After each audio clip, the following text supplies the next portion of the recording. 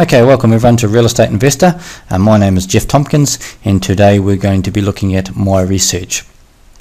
So what is it? What does it do? And why do we need it? Well, quite simply, with my research, we can check what other comparable properties in the same location have sold for.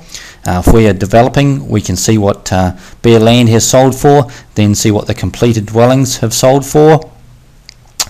We can produce a detailed report on the valuation and recent sales, and we can use this to send to our mortgage broker, our banker, to show them that we have researched the proposition and are informed investors. We can identify facilities close by, such as shopping centres, schools, public transport, parks, etc. We can use some mapping tools to measure boundaries, measure distances, etc. We are able to show properties in different price ranges by shading, and we have the ability to search for properties by address, street, suburb, postcode, and lot and building name. So now we're just going to jump into my research. So we just click on the button there, and we're going to look for comparable sales in the location of the property that we've actually valued. So we just simply hit reports here, sales reports. We're going to search by area, so we type in a suburb name there. So in this case it's Bigger Waters.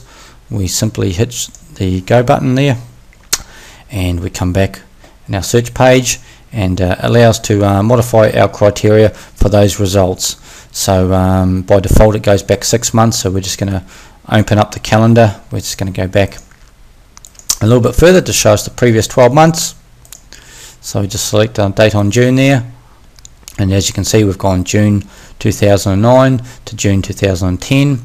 Our sales price, I'm going to put a minimum price of 340,000 to a maximum of 680,000. We're going to put a minimum land size in of 300 square meters, maximum 900. Number of bedrooms, minimum 3 bedrooms, and property type, house. So we've selected all this criteria for the simple reason that we're looking at valuing a house in this area. We only want to see house sales. By putting in a minimum land size, minimum price, we can help eliminate any smaller blocks of land that may be duplexes, townhouses, etc., and also eliminate any larger blocks of land that could be development sites or acreage blocks.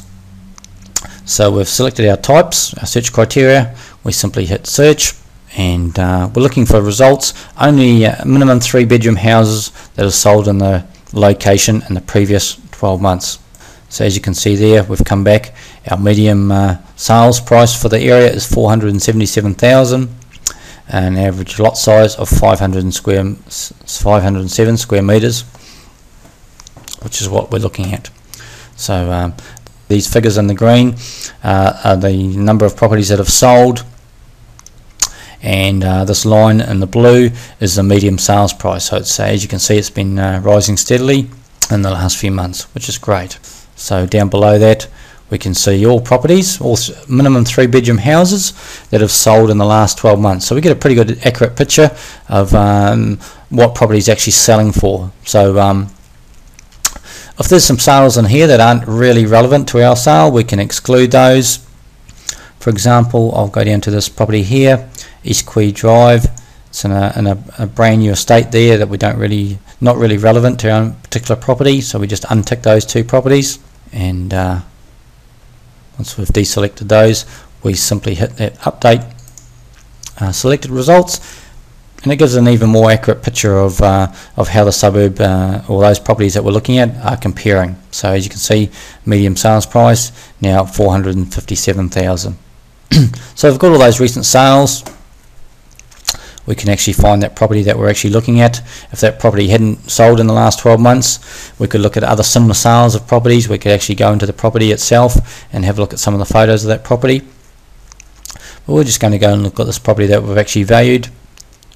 We're just going to click that, select that tool button there, and we're going to hit the map key, and we can see a bit of a snapshot of the location there. So we're simply going to zoom out a little bit So we're going to look for other similar sales properties that have sold in the area.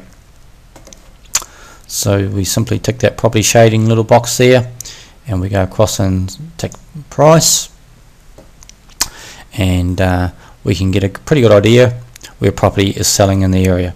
As you can see, all property in the blue shading is 350 to 500,000.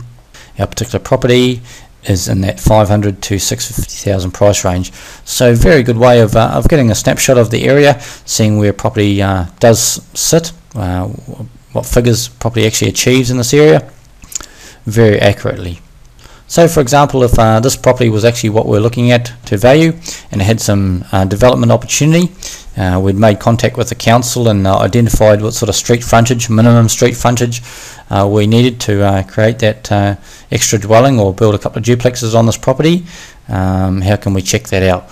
We simply hit the ruler button there, highlight it with the yellow, and then we measure from boundary to boundary. So we just click on that, we measure the across to the other boundary where the street frontage would be, double click that, and we've got a measurement of 19 meters. So very easy to use this mapping tool to actually measure boundaries, measure street frontages, see where there is some possibility of further subdivision, further development. So as you can see, some great tools here to really identify where property is selling in the area and what the true value of the property actually is.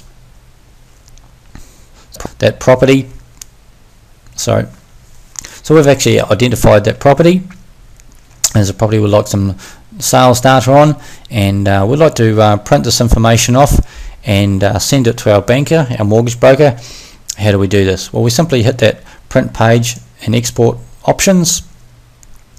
We'd go down there. From there we've got a selection of the types of reports we'd like to do, so we can hit that print page full and actually print off that summary.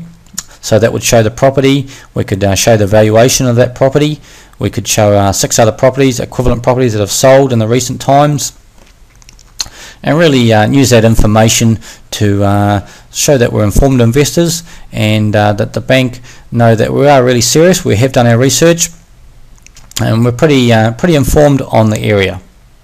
So that's how we use my research.